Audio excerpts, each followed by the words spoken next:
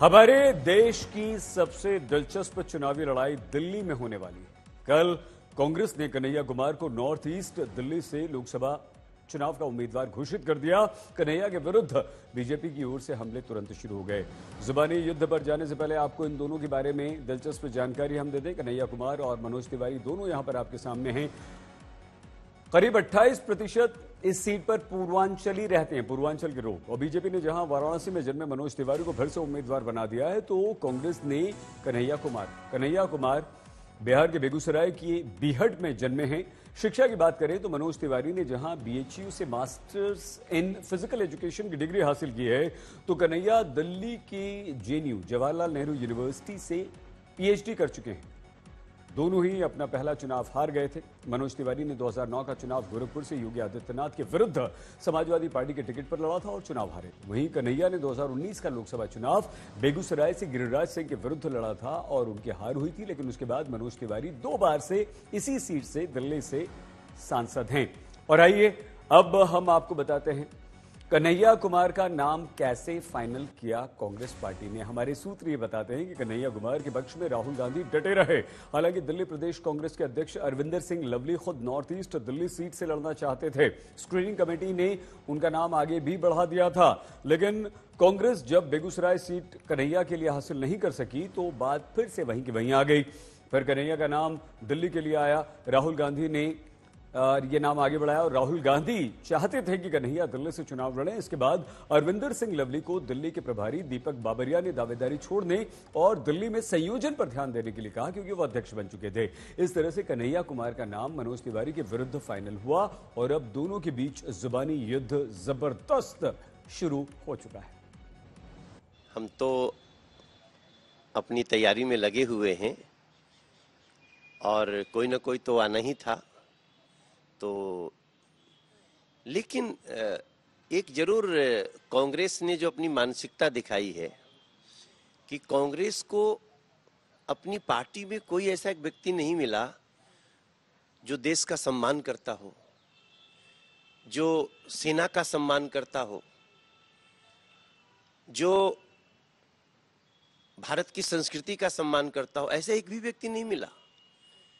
मतलब जो टुकड़े टुकड़े गैंग का नेतृत्व करता हो, जो सेना को गाली देता हो, सेना को रेपिस्ट तक कहता हो, ऐसे व्यक्ति को अगर कांग्रेस अपना प्रत्याशी बनाती है तो कांग्रेस अपनी मानसिकता का परिचय दे रही है। देखिए, कोई ना कोई तो सामने होगा ही।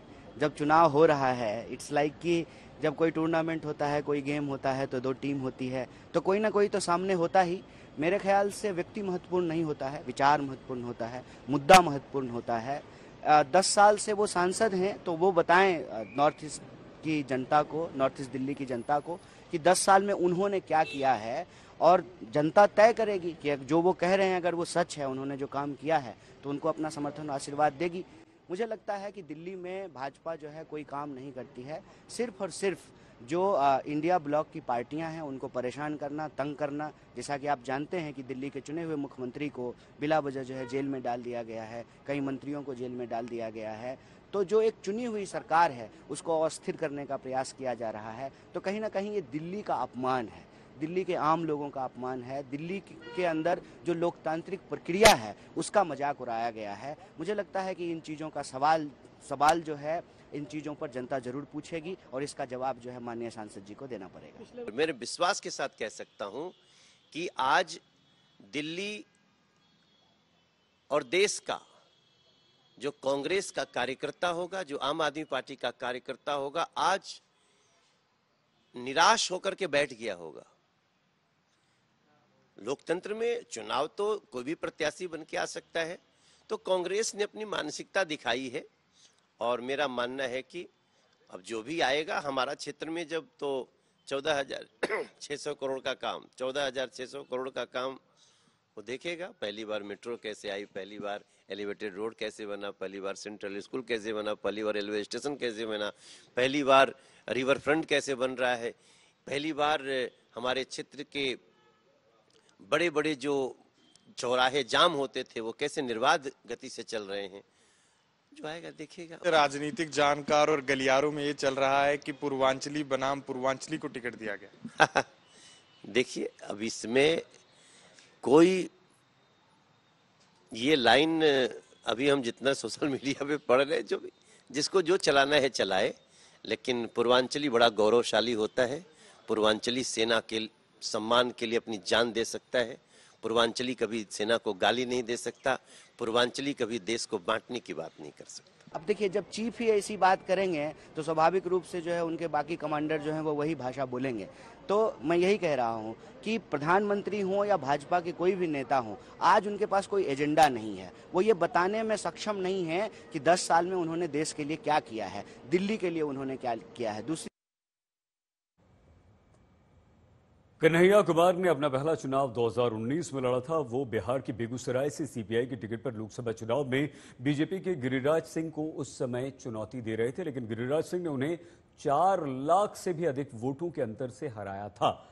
बुरी हार हुई थी कन्हैया की। तब आरजेपी के उम्मीदवार को करीब 2 लाख वोट मिले थे। इस बार बिहार में कांग्रेस लेफ्ट और आरजेडी का गठबंधन है। आरजेडी के रणवीर हसन को लगभग 2 लाख वोट मिले थे। कन्हैया कुमार को 2.5 लाख से ज्यादा, 2,69,000। वहीं अब अगर दिल्ली की हम बात करें तो नॉर्थ ईस्ट दिल्ली की जिस सीट से कांग्रेस ने कन्हैया कुमार को उतारा है, वहां 28% पूर्वांचल के लोग रहते हैं और यही कारण है कि बीजेपी भी पूर्वांचल के चेहरे पर ही यहां पर दांव लगाती आ रही है। मनोज तिवारी जो है वो तीसरी बार उम्मीदवार हैं। उत्तर पूर्वी दिल्ली में लगभग 21% मुस्लिम आबादी भी रहती है।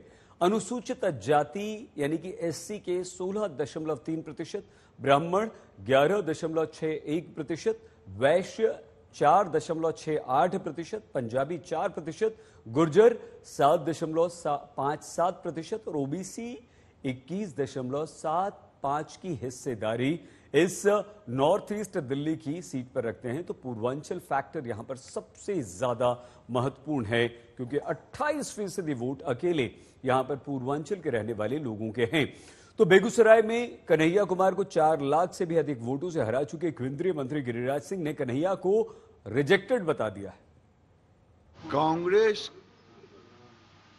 के पास उम्मीदवार की कमी है, चेहरे की कमी है, तो जितने रिजेक्टेड हैं उन सबको लेके झुनझुना बजा रहा है और जिसको जहां लड़ना चाहे लड़ाए। दुनिया की कोई ताकत नहीं कि कोई मनोज तिवारी को हरा दे। ये बात तो उनके ऊपर भी लागू होता है। बहुत सारे ऐसे लोग हैं जो कांग्रेस पार्टी में चुनाव हार गए थे और अभी जो है पलक पावरे बिछा करके जो है रेड कारपेट बिछा करके उनका भाजपा में स्वागत किया जा रहा है। हम यही कहते हैं कि आपकी बात में ना एक सच्चाई होनी चाहिए, एक ईमानदारी होना चाहिए। आप न्यायपूर्ण बात करें, आप ऐसी बात करें जिससे जनता को हंसी ना आए। अब बताइए वो किस मुंह से ये बात कह रहे हैं, जब वो खुद ही जो है कांग्रेस के कई सारे जो हारे हुए नेता हैं उनको ईडी का डर दिखा करके, सीबीआई का डर दिखा करके भाजपा में शामिल करा लिया है। तो मुझे लगता है कि ये सब भटकाने वाली बात है। वो इसी तरह के भटकाने वाले बयान देंगे, वो इधर उधर की बात करेंगे। हम रोजी रोटी कपड़ा मकान पे टिके रहेंगे, हम आम लोगों के विकास के सवाल पे टिके रहेंगे, हम आम लोगों के न्याय की बात पे टिके रहेंगे। हम उनकी इधर उधर की बातों में फंसने वाले नहीं।